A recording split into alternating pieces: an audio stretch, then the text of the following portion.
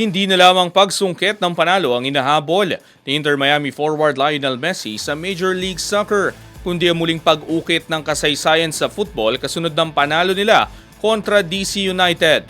Kung ano yun, alamin sa pag-abante ni Jake Piculob.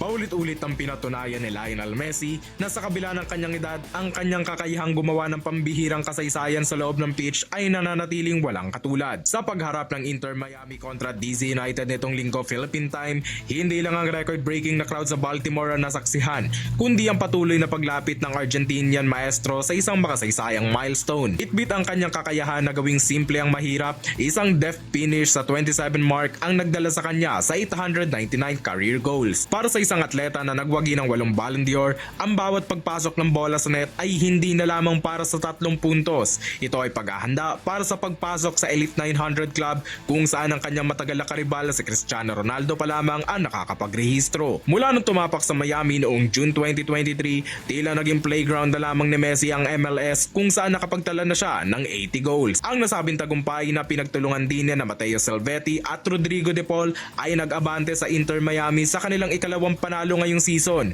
Ngunit higit sa standings, ang atensyon ng mundo ay nakatuon na sa March 11 sa kanilang pagbisita sa Nashville. Doon magkakaroon ng pagkakataon si Messi na formal na selyuhan ang 900 goal at muling patunayan na sa mundo na isa siya sa pinakamahuhusay na manlalarong umapak sa football field. Ako si Jake Piculob, Abante Sports, now na!